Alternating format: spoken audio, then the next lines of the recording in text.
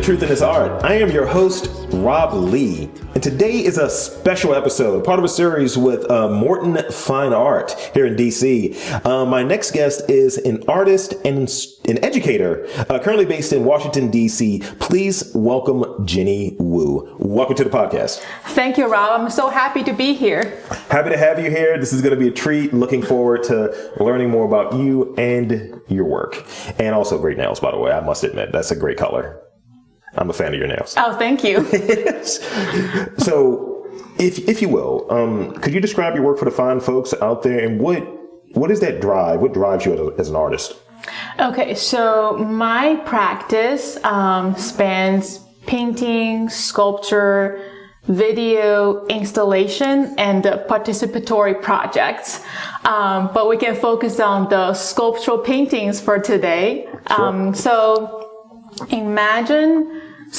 My practice basically, I transform liquid paint into sculpture. Mm-hmm. So imagine you have like a pie baking dish. It's about like 12 inches, 10 inches in diameter. And I pour a very thick layer of house paint in the baking dish. Yeah. And then I wait for that first layer to be completely dried. It takes about like 4 days, a week, depending on the thickness. And then I pour a second layer. Yeah. And I wait for a few days for that to dry. And I repeat the same process maybe 20 times, maybe 30 times. Sure. And then I use X-Acto knife to cut into that thick slab of paint. And what you see is the cross section of every layers of paint. Yeah.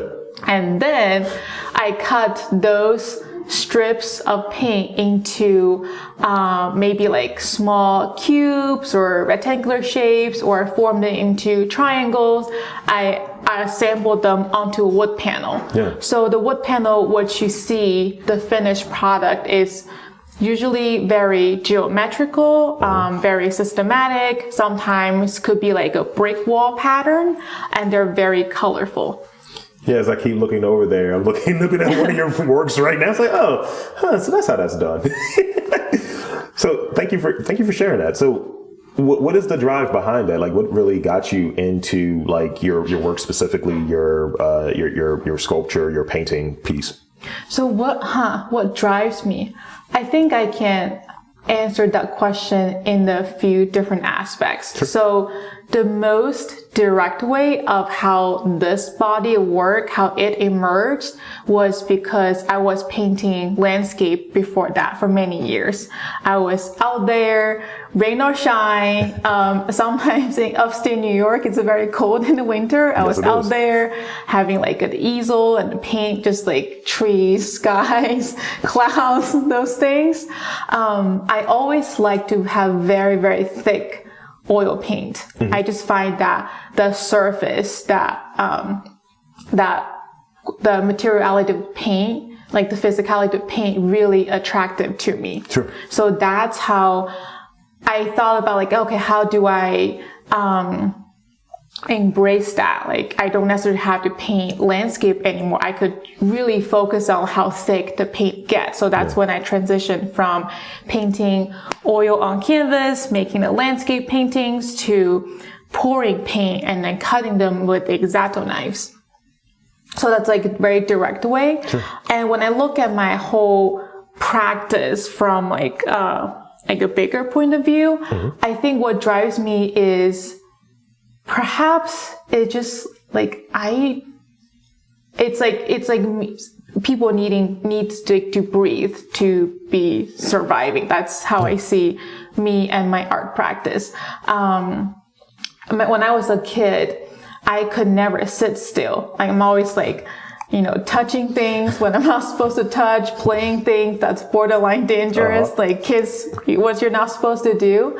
And I can never sit still when I watch movie in a movie theater. I'm like constantly, every minute I have to change a different position. Like, stop squirming. Yes, sitting still, I cannot do that. And then when I was in 5th grade, my mom signed me up for piano lessons because she thought like, oh, you have to sit there and then learn how to play the piano. Well, It'll be that's not gonna happen. great for you. So I was in 5th grade. So I was like 10 years old maybe. Sure. Everyone else in that class was half my age. And they were all way better than me. It was really soul crushing. But I gave myself an excuse. Rob, you can see my pinky finger. It is very short. I see, It yes. is very short. So this is biological disadvantage. This path is not meant for me. And I quit piano maybe like in a few months. I was like, I can't do this anymore. And at that time, my cousin was taking drawing painting lessons. Yeah. My mom thought like, oh, if you go learn how to draw, you can also learn how to sit still for hours at a time. And that's how it started. So and thank you for sharing that. That's great. It's great how we have these stories. It's like, I need this to be different. I need you to chill. You need to relax. You know what? Painting. Oh, piano didn't work. Painting. That's going to work. So in that, when was that, or how long after that, or when was that first time that you realized that you were creative, or you at least had like, you wanted to really do this as like a long-term like practice? Creating. Create. So as a child, a lot of adults ask you, so what do you want to do when you grow up? You know, I didn't have an answer back then, but I knew I didn't want to do the same tasks every day necessarily as like a job when I'm growing up. So I thought I could be a detective. Because I watched this Japanese cartoon called Detective Conan. I'm obsessed with it. I recently starting to watch it again after like 10 years of not watching it. I'm like, that's cool. So I think the desire to making discoveries, to experiment, to really go and try, oh, I wonder what would happen if I do this. I see the parallel of the younger me wanting to be a detective to the current me making art. I mean, they're very completely different fields, but I think the drive in me is the same. So that's that through line where it's that through line. I want to say this before I forget. I wanted to be a detective. I mean, I wanted to be an astronaut doctor when I was a kid. It makes no sense. But I think also that desire connecting these different points, I find that that's the through line with the stuff that I'm doing now. And what has always kind of mattered to me is how can I uncover and highlight something? How can I show something? Yes. So, you know, people like, as I was telling you before we got started, I do this movie thing or what have you. I was like, people don't know about this? Why do I know about this? You don't know about this? Or when I do an interview, I was like, you don't know about this artist? You don't know about Jenny Wu? Why you know about Jenny Wu? So it's really one of those things of trying to help show different things that I may find interesting. I think other people might like, or other people to really check into, sharing artists, sharing different stories and exchange. And I think that's the through line of what really keeps me interested, and it ties to what I do in the day job of I'm an analyst. So it's like, what's the root of this? What is the root cause? What is the truth? Yes. To sound so corny. What is the truth in this art? So we were touching on like you being younger and where you're at now. So how has your voice as an artist changed over the years, and what do you attribute to those changes? I think my voice, I wouldn't say it's changed. I think because I'm still the same person. Sure. I think my voice, I'm slowly discovering my own voice throughout the years. I would say my work, based on just the look of it, has like 3 stages. The very first stage was I went to an art high school in China. So at that time, everybody was making like still life paintings and then drawings of people of their head, because that's what college entrance exam that's what they are asking for to apply for art schools in China. So everybody was making essentially the same thing. So I got into the art high school because as my mom using this, oh, you can sit still. Like I was really interested in making drawings and paintings, but the more I learned the techniques, this like realistic way of rendering how you paint an apple in this way, this textbook's telling you to do, how you draw this person in a really, really realistic manner using pencils. I got really sick of it.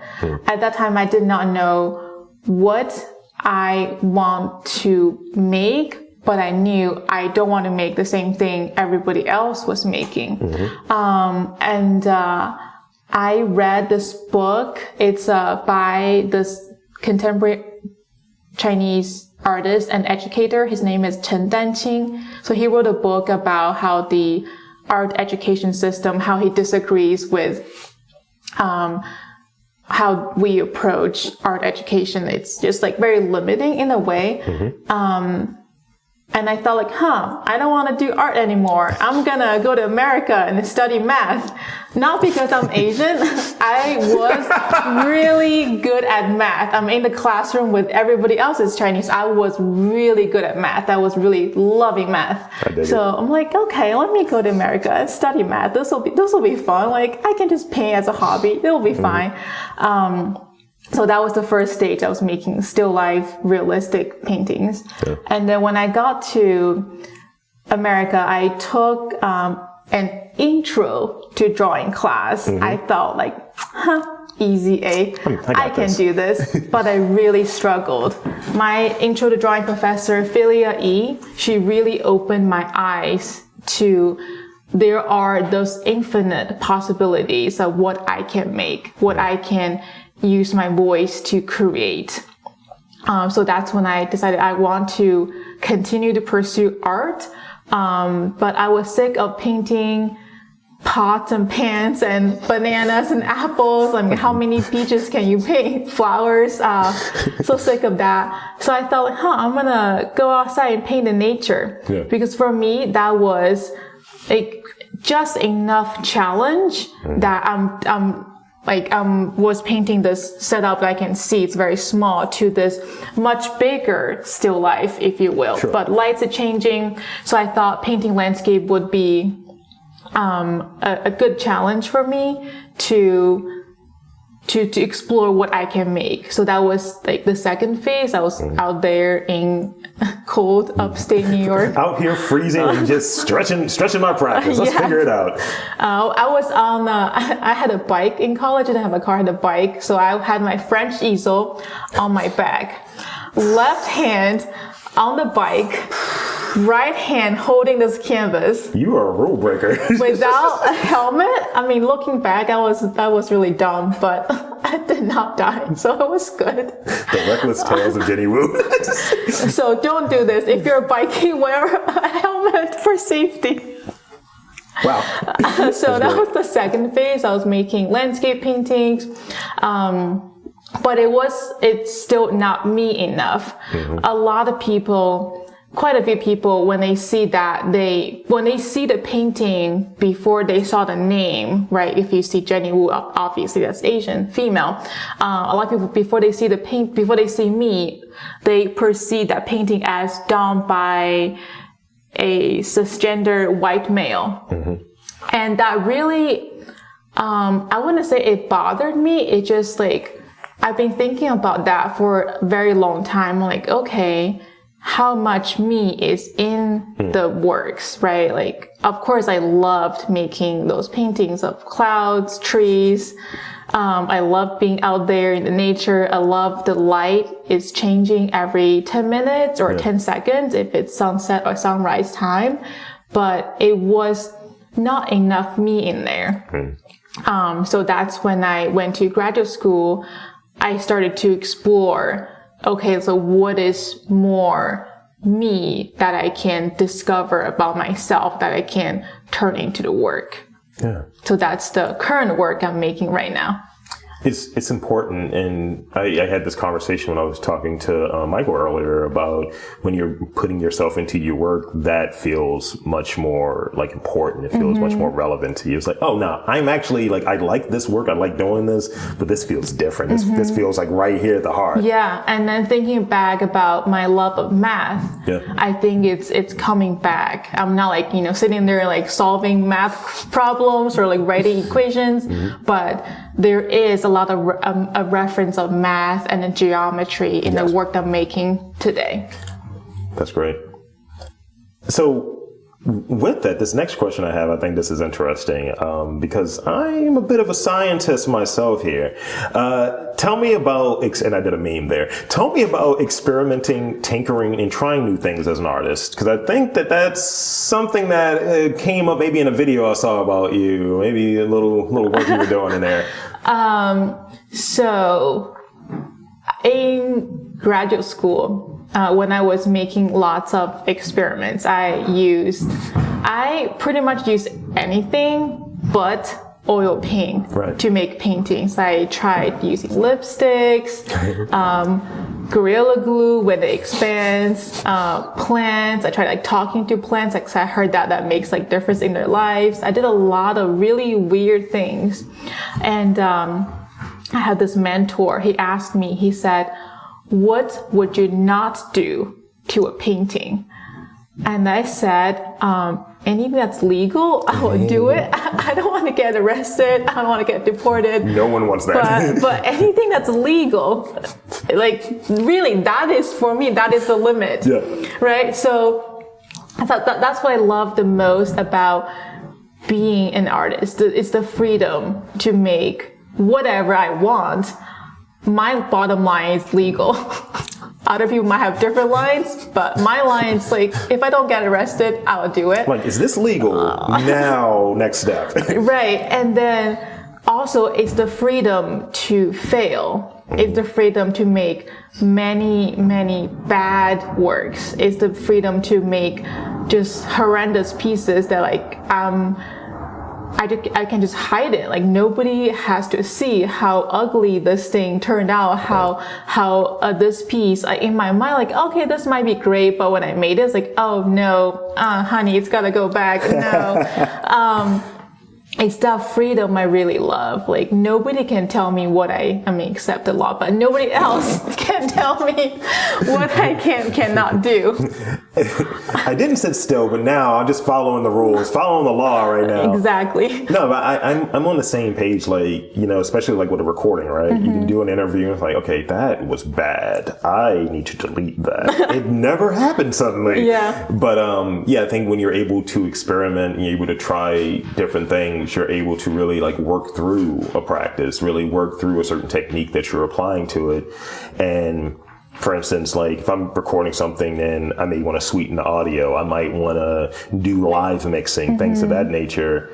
Now, if you're doing something right there in front of a studio audience and it's live, that can be a little dicey, and we might talk about that a little later, but I think being able to experiment, being able to tinker and figure out things, it makes you just more well-rounded and improves how you're approaching your craft. So what do you enjoy most about your work now? And I think you're touching on it a bit there. Do you view your work as a living, breathing like practice? And how do you see that going? I think for me, this is almost the same. When I was making landscape paintings, I always have the tendency to like the most recent work because it's very fresh. It's the newest piece.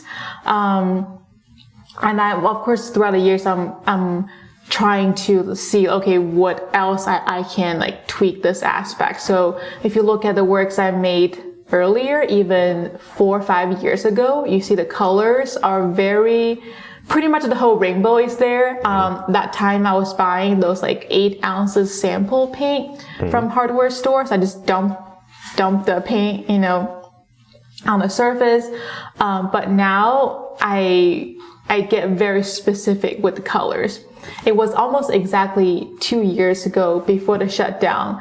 I went to a hardware store, shamelessly stood in front of the paint chip, took every single color. I'm sure they think, oh, she's gonna make some bookmarks, some craft project. I'm like, no, the world's gonna shut down. I need to order my paint. I need to have the samples at my hands. All of this now. So now I have like the whole collection of samples. I mean, I'm buying plenty of paint, so they shouldn't complain about that. I have all the sample color. Business. I sit at home like, yes, okay, I need this color, and I go purchase them. Yeah. So my colors are getting more and more controlled or refined or thought out instead of like previous words. Colors are more, I leave more to chance. They're more random. So I do see it's slowly progressing, and especially Facebook, once in a while they tell me, oh, you posted this 4 years ago. I'm like, yeah, I see there's a big difference. Mm-hmm.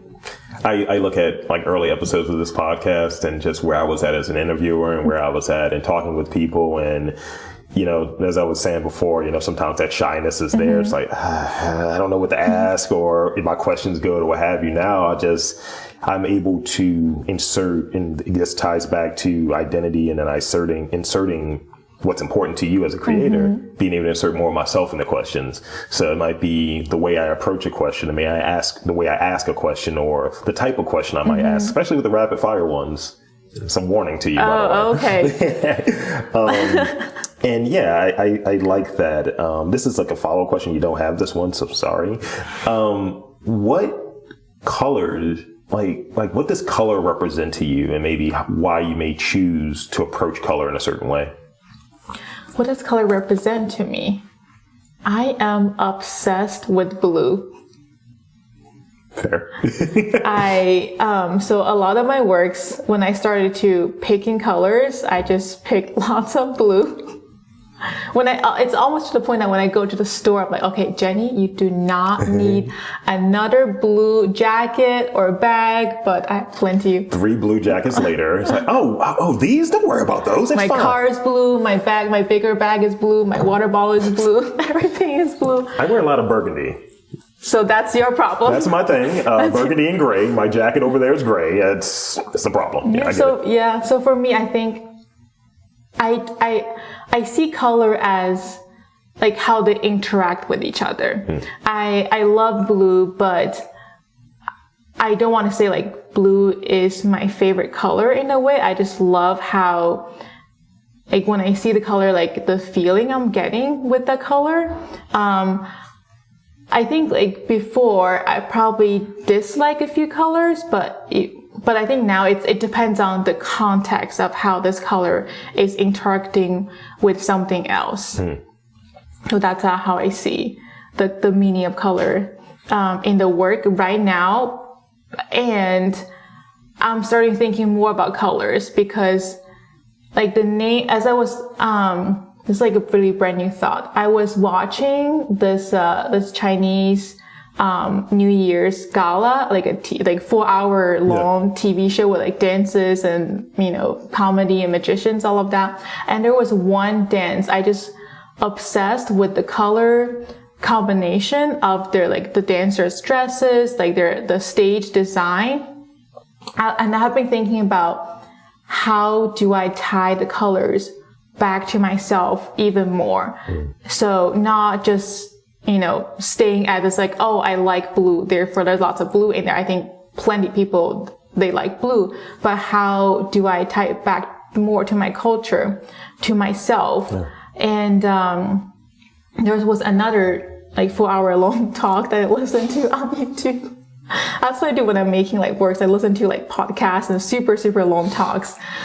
So this person was talking about how a lot of like Chinese scholars, they are renaming the color. So like a blue, if we call it like cobalt blue, right? It does not have this Chinese root in there. Okay. So those people actually looking into how, I don't know how to frame it because I haven't really thought too much about how they're looking into how this blue is described in traditional Chinese literature, and then they name the color based on that. Gotcha. Yeah, so, for example, like one color, I probably describe it as like very pale, like reddish yellow, like almost like I think probably similar to my skin color, maybe more red in there, and they call it 如梦令. So for you, it means blah blah blah, right?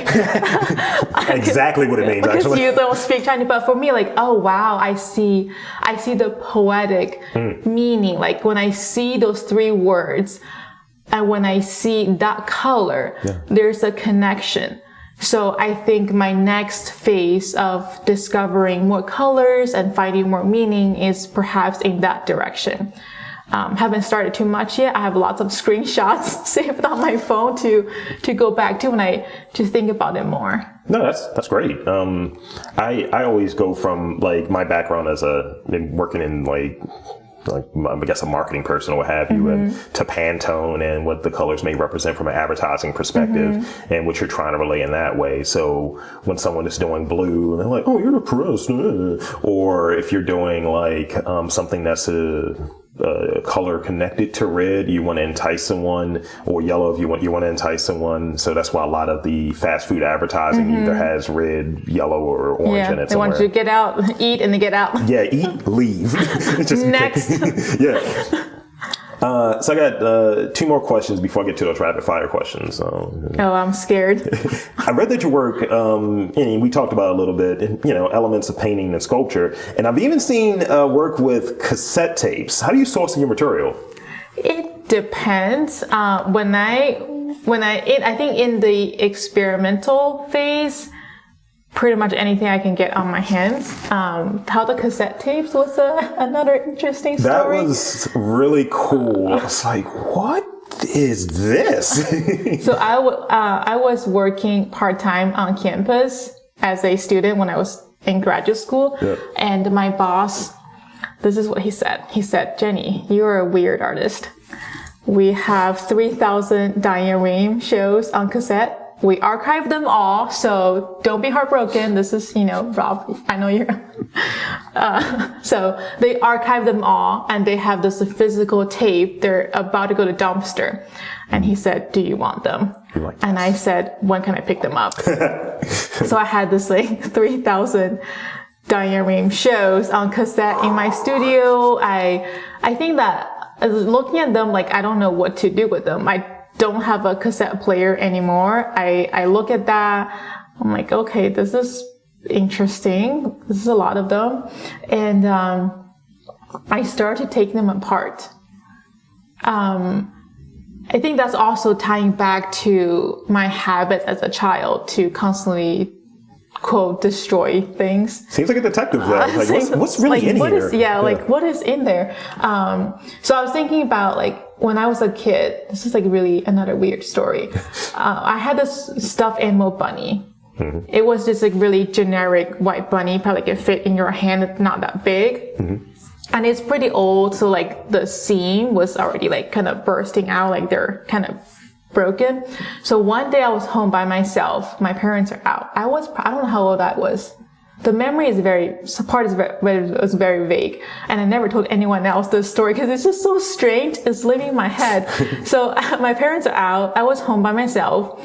And I decided to give the bunny a bath. I don't know why. It wasn't dirty. I just want to give the bunny a bath. So I got a little bucket, I filled it with water, washed the bunny. Yeah. And then okay, now I have to dry the bunny. Got to complete the process. Right, it's so, and there was nowhere to hang the bunny.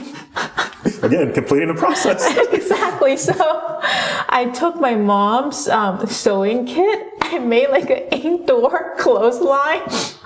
And then I tried to hang the bunny on this really thin string. Yeah. But a wet bunny with very thin thread, it's very heavy. Oh, no. So I couldn't hang the bunny on the thread.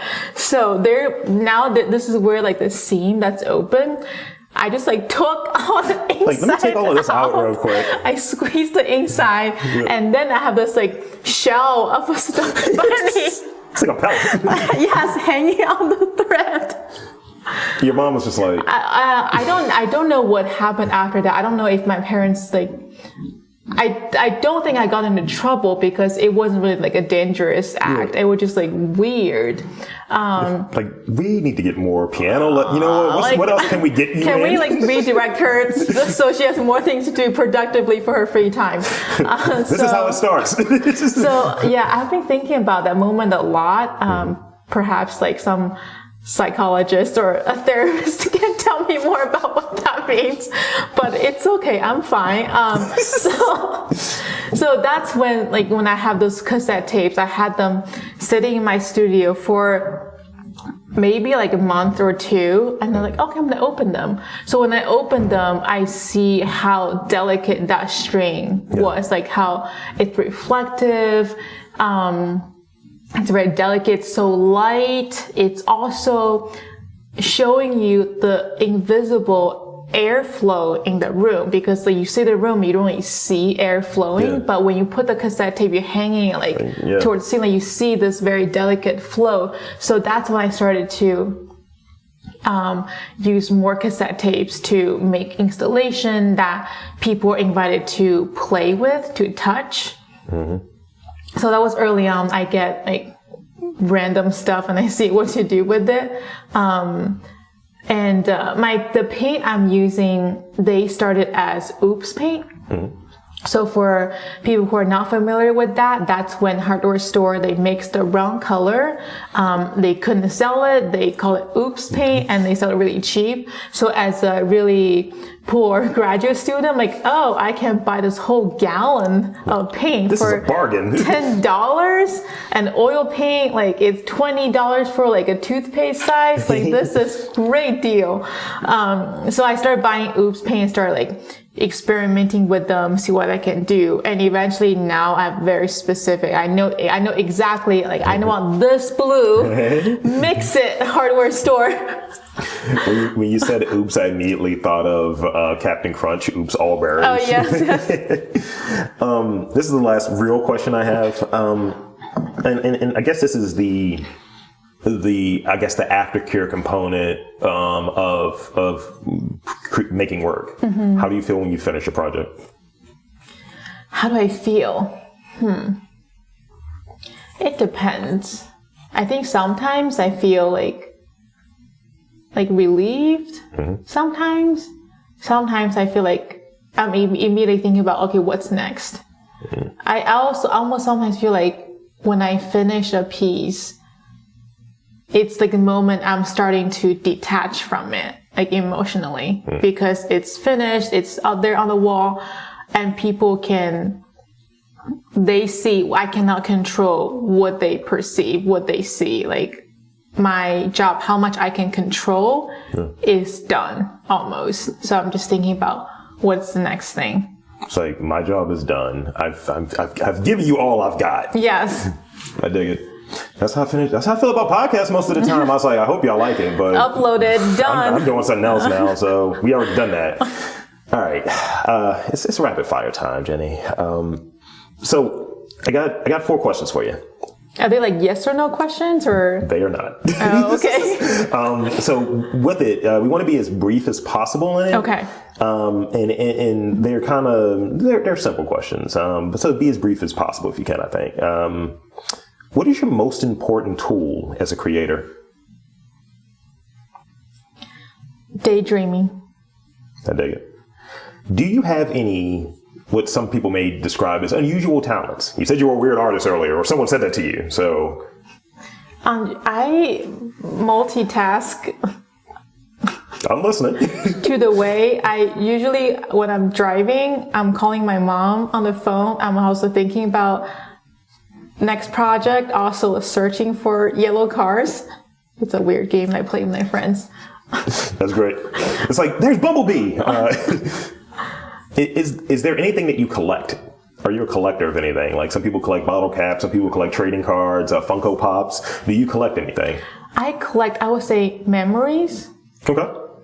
Not as much. I'm not a huge collector of physical object. I do collect art. Mm-hmm. I do have some art, but I'm not a huge collector of physical objects. Yeah. Memories. Last question. You're kind of acing this. I don't like it. I don't like that you're acing. These are supposed to be hard. These are supposed to be like, look, Rob, I'm sweating. I don't know what to say. And I think you've said this earlier in the pod, but in the studio. So when you're working, music, podcasts, or silence, what do you prefer? And if it's either music or podcast, what are you listening to? True crime, murders. Wow, I don't. Is that a genre? Like, what is that? There's a lot. Yes, is it? No, it was like true crime murder. I was like, the actual thing, someo's being killed outside the studio. No, like true crime podcasts on crime shows and cases. Yes. Mm-hmm. Any particular one, like My Favorite Murder or something? Oh, My Favorite Murder. Serial is my all-time favorite. That's a good one. I'm now listening to Red Collar Crimes. Okay. All right. That's all the questions I got for you. All right. I don't like that. I don't like that you won. I'm not sweating those who can't see me. I don't like that. So I want to thank you for coming on to this podcast. This has been a treat, and I want to invite you to and encourage you to tell the fine folks where to check you out, your work, social media, all of that stuff. And big shout out to Morton Fine Art actually for hosting us today. Thank you. Thank you, Rob, for having me here today. You can go to my website. It's www.jennywoo.art. And my Instagram, I think it's Jenny the Woo. Okay, hold on. Let me check. I feel like that is it. Is that my Instagram? Hold on. Please hold. Just give me a second. Wait, how do I find it? Okay, yes, it is. It's Jenny, JennyThewu. Thank you. That's great. I thought it was going to be Jenny the Blue, because you like blue so much. No, it's Jenny the Woo. So there you have it, folks. I want to again thank Jenny Woo for coming onto the podcast. And I'm saying that there is art in and around your city. You just got to look for it.